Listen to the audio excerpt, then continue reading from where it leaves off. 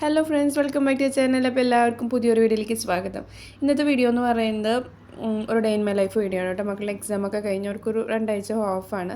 അത് കഴിഞ്ഞിട്ട് അവർക്ക് അടുത്ത വർഷം April 6 അടുത്ത വർഷത്തെ അക്കാഡമിക് ഇയർ സ്റ്റാർട്ട് ആവും കേട്ടോ. അപ്പോൾ ഇന്നൊരു ഓഫ് ഡേ ആയതുകൊണ്ട് തന്നെ ലേറ്റ് ആയിട്ടാണ് എണീറ്റത്. മക്കൾക്ക് ആർക്കും സ്കൂളില്ല, ഹസ്ബൻഡ് പോയിട്ട്. അപ്പോൾ അതിന് ശേഷം ഞങ്ങൾ കഴിഞ്ഞിട്ട് ബാൽക്കണിയിൽ വന്നപ്പോൾ അത്യാവശ്യം വെയിലൊക്കെ വന്നിട്ടുണ്ട്. അപ്പോൾ ഞാൻ ചെടികളൊക്കെ വേഗം താഴേക്ക് ഇറക്കി വെച്ചു വെയിൽ കിട്ടാനായിട്ട്. പിന്നെ മക്കളുടെ യൂണിഫോം ഓരോ സെഷനായിട്ട് വൈറ്റ്, അതുപോലെ പിനഫേഴ്സ് വേറെ, ജാക്കറ്റ്സ് വേറെ. ഇപ്പോൾ തണുപ്പൊക്കെ ഒന്ന് കുറഞ്ഞിട്ടുണ്ട്. അപ്പോൾ അതൊക്കെ ഇങ്ങനെ സെപ്പറേറ്റ് ആയിട്ട് ഉണക്കിയിട്ടു. യൂണിഫോമൊക്കെ ഇവിടെ ഇട്ട് ഉണക്കി. പിന്നെ പിനഫേഴ്സൊക്കെ കുറച്ച് കട്ടിയില്ലതല്ല, ജാക്കറ്റ്സൊക്കെ മുകളിൽ ടെറസിൻ്റെ മുകളിലിട്ട് ഉണക്കി കേട്ടോ. പിന്നെ ബ്രേക്ക്ഫാസ്റ്റിനായിട്ട് ദോശയാണ് ഉണ്ടാക്കിയത്. അപ്പോൾ ദോശ ഉണ്ടാക്കി. ചൂടോടെ ദോശ കഴിക്കാൻ നല്ല ടേസ്റ്റ് അല്ലേ. അങ്ങനെ ചുവന്ന ചട്നിയും ദോശയൊക്കെ കൂട്ടി കഴിച്ച് ചെടികൾക്ക് വെള്ളമൊക്കെ ഒഴിച്ച് പിന്നെ അവിടുന്ന് കുറച്ച് നേരമൊക്കെ റിലാക്സ് ചെയ്തു. കുറച്ച് നേരം ടി വി ഒക്കെ കണ്ടു. അതിന് ശേഷം നമ്മൾ പിന്നെ അടുത്ത കുക്കിങ്ങിന് പോയിട്ടാണ്. നമ്മൾ വെണ്ടയ്ക്ക തീയലാണ് വെക്കുന്നത്. അപ്പോൾ അതിനായിട്ട് വെണ്ടയ്ക്ക അരിഞ്ഞ് വെച്ചിട്ടുണ്ട്. വെണ്ടയ്ക്ക ഇതേപോലെ കഴുകിയതിന് ശേഷം വെള്ളമൊക്കെ കളഞ്ഞ് ഞാൻ ടിഷ്യൂ പേപ്പറിലൊക്കെ ഒന്ന് തുടച്ചതിന് ശേഷം ഇത്തിരി എണ്ണ ഒഴിച്ചിട്ട് ഒന്ന് വാട്ടിയെടുക്കുന്നുണ്ട്. നമുക്കിത് ഉള്ളി വാട്ടുന്ന സമയത്തും ചെയ്യാം കേട്ടോ. ഞാൻ പക്ഷേ ഇത് മുന്നേ വാട്ടി വെച്ചിട്ടുണ്ട്. അപ്പോൾ ഒന്ന് പകുതി വേവാവുമല്ലോ, പിന്നെ നമുക്ക് ഒന്നുകൂടി വാട്ടി അത് കഴിഞ്ഞ് കറിയിലിടുമ്പോൾ വെന്ത് കിട്ടും. അപ്പോൾ ഞാൻ ജസ്റ്റ് ഒന്ന് സോട്ട് ചെയ്തതിന് ശേഷം ഇങ്ങനെ ഒരു പാത്രത്തിലേക്ക് മാറ്റി വെച്ചിട്ടുണ്ട്. ഇനി നമുക്ക് വെണ്ടയ്ക്ക തീയൽ ഉണ്ടാക്കാം. എനിക്ക് തീയൽ ഭയങ്കര ഇഷ്ടമാണ്. വെണ്ടയ്ക്ക തീയൽ, ഉള്ളി തീയൽ, അതിനതൊക്കെ ഭയങ്കര ഇഷ്ടമാണ് കേട്ടോ. അപ്പോൾ അതിനായിട്ട് അതേ പാനിൽ തന്നെ നമ്മളൊരു മുറി നാളികേരം എടുത്തിട്ടുണ്ട്. നമുക്ക് എത്ര കറി വേണോ, ഇത് 2 ദിവസത്തേക്കുള്ള കറിയാണ്. അപ്പോൾ അതുകൊണ്ട് ഒരു മുറി ഫുള്ള് എടുത്തിട്ടുണ്ട്. നമുക്ക് ലോ സിമ്മിലിട്ടിട്ട് ഇളക്കി കൊടുത്ത് നല്ല ഗോൾഡൻ ബ്രൗൺ ആവുന്ന വരെ വറുത്തെടുക്കുക. അപ്പോൾ ഇത് വറുത്ത് പകുതി ആയിട്ടുണ്ട് കേട്ടോ. നമുക്ക് ഇളക്കിക്കൊണ്ടിരിക്കണം, എന്നാലാണ് എല്ലാ ഭാഗവും ഒരുപോലെ വറുത്ത് വരികയുള്ളൂ. പിന്നെ ഇപ്പോൾ നോയമ്പ് മാസം ആയതുകൊണ്ട് തന്നെ കുറേ അറിയാത്ത കറികളും മറന്നുപോയ കറികളൊക്കെ കണ്ടുപിടിച്ചുണ്ടാക്കലാണ് പണി. നമ്മൾ പല കറികളും മറന്നു പോകുമല്ലോ. അപ്പോൾ അങ്ങനെ മറന്നുപോയൊരു കറിയായിരുന്നു ഇത്. അപ്പോൾ ഞാനിത് ഓർത്തപ്പോൾ ഇത് ഉണ്ടാക്കി. അങ്ങനെ ഇത് നാളികേരമൊക്കെ വറുത്ത് വന്നിട്ടുണ്ട്. പിന്നെ അതിലേക്ക് ആവശ്യത്തിന് മഞ്ഞൾപ്പൊടി ഇട്ട് കൊടുത്തിട്ടുണ്ട്.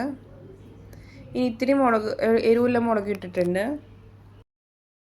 അപ്പോൾ ഇതേ നാളികേരം നമുക്ക് വറുത്ത് വന്നിട്ടുണ്ട്. ആദ്യം കുറച്ച് എരിവുള്ളത് ഇട്ടിട്ട് ഞാൻ ഒരു 1/2 സ്പൂൺ ഇട്ടു. പിന്നെ 1/2 സ്പൂണ് കാശ്മീരി മുളക് ഇട്ട് കൊടുത്തിട്ടുണ്ട്. പിന്നെ വലിയൊരു ടേബിൾ സ്പൂണ് മല്ലിപ്പൊടി ഇട്ടാൽ ഈ 3 പൊടികളിട്ട് നല്ലപോലെ ഒന്നും കൂടി ഒന്ന് വറുത്തെടുക്കുക. അത് ഒരു ഗോൾഡൻ ബ്രൗൺ കളർ, നമ്മുടെ പൊടികളിലെ കളറും നാളികേരത്തിൻ്റെ കളറും ഒന്നും കൂടി ഒന്ന് ഡാർക്കായി കിട്ടും. അപ്പോൾ നമ്മുടെ കറിക്ക് നല്ലൊരു ഡാർക്ക്നെസ് കിട്ടും കേട്ടോ. അപ്പോൾ അതിനായിട്ട് ലോ സിമ്മിലിട്ട് ഒരു 2-3 മിനിറ്റ് കൂടി ഒന്നും കൂടി ഒന്ന് ഇളക്കി കൊടുക്കുക. അപ്പോൾ ഇപ്പോൾ തന്നെ നമുക്ക് തീയലിൻ്റെ സ്മെല്ലൊക്കെ വരും ഇവിടെ, നല്ല സ്മെല്ലാണ്. അപ്പോൾ ഇത് ആയിട്ടുണ്ട്. ഇതിങ്ങനെ നമ്മൾ ഇളക്കിക്കൊണ്ടിരിക്കുമ്പോൾ ക്രിസ്പിനെസ് കാരണം ഇങ്ങനെ കറക്കറാന്നൊരു സൗണ്ടൊക്കെ വരും. അപ്പോൾ നമുക്ക് ആയിന്ന് മനസ്സിലാവും. ഇനി നമുക്ക് മിക്സിയുടെ ജാറിലേക്ക് മാറ്റി വെക്കാം കേട്ടോ. അതൊന്ന് ആറണം. ആറിയതിന് ശേഷം നമുക്ക് നൈസായിട്ട് പേസ്റ്റ് പോലെ അരച്ചെടുക്കാം കേട്ടോ. ഇനി നമുക്ക് ഈ ഒരു പാൻ വെച്ചിട്ട് അതിലേക്ക് ആവശ്യത്തിന് വെളിച്ചെണ്ണ ഒഴിച്ച് കൊടുക്കുക. വെളിച്ചെണ്ണയിൽ ഉണ്ടാക്കുന്നതായിരിക്കും കേട്ടോ നല്ലത്. ചെറിയ ഉള്ളി ഉണ്ടെങ്കിൽ അത് ഇട്ട് കൊടുക്കുക. ചെറിയ ഉള്ളി ഇല്ലെങ്കിൽ മാത്രം സവാള ചെറുതാക്കി അരിഞ്ഞൊന്ന് ഇട്ട് കൊടുക്കുക. ചെറിയ ഉള്ളി ഇടുന്നതായിരുന്നു കേട്ടോ നല്ല ടേസ്റ്റ് ആവുമല്ലോ. തീയലിൻ്റെ ശരിക്കും ഒരു ഫോമാറ്റിൽ ചെറിയ ഉള്ളിയാണ് ഇടേണ്ടത്. അപ്പോൾ അതില്ലാത്തതുകൊണ്ട് ഞാൻ സവാള ചെറുതാക്കി അരിഞ്ഞിട്ടു.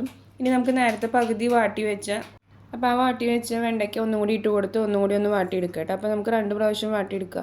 ഇത് നമുക്ക് ഒരു പ്രാവശ്യമായിട്ട് മാറ്റുന്നതുകൊണ്ട് കുഴപ്പമൊന്നുമില്ല. പക്ഷേ എനിക്ക് ആ എണ്ണ ഒഴിച്ച ആ പാൻ വേണമായിരുന്നു. അതുകൊണ്ട് ആ എണ്ണ ഒഴിക്കുന്ന സമയത്ത് നമ്മൾ ആദ്യം തന്നെ വാട്ടിയെടുത്ത് നാളികേരം ഇടുമ്പോൾ കുറച്ചൊരു സ്മൂത്ത്നെസ് കിട്ടാൻ വേണ്ടിയിട്ടാണ് കേട്ടോ ഇത് 2 പ്രാവശ്യം ചെയ്യുന്നത്. അതിന് ശേഷം നമ്മൾ അരച്ച് വെച്ച അരപ്പ് ഒഴിച്ച് കൊടുക്കുക. ആവശ്യത്തിന് വെള്ളം എത്ര കുറുകിയിട്ട് വേണോ, എത്ര ലൂസായിട്ട് വേണമെന്ന് വെച്ചാൽ അതിനനുസരിച്ച് വെള്ളം ഒഴിച്ച് കൊടുക്കുക. അപ്പോൾ നമുക്ക് തീയലിന് കൂട്ടായിട്ട് ഇന്ന് ഉണ്ടാക്കുന്ന തോരൻ എന്ന് പറയുന്നത് ചീരയാണ് കേട്ടോ. ചുവന്ന ചീര ഇവിടെ എല്ലാവർക്കും ഇഷ്ടമാണ്. അപ്പോൾ ചുവന്ന ചീര ഉണ്ടാക്കിയിട്ടുണ്ട്. അങ്ങനെ നമ്മുടെ കറി തിളച്ചതിന് ശേഷം ഞാനിങ്ങനെ അടച്ച് വെച്ചിട്ടുണ്ട്. നമുക്കത് കാച്ചാനുണ്ട് കേട്ടോ. അതുവരെ ഒന്ന് കുറുകാൻ വേണ്ടിയിട്ട് ഇങ്ങനെ അടച്ച് വയ്ക്കുക.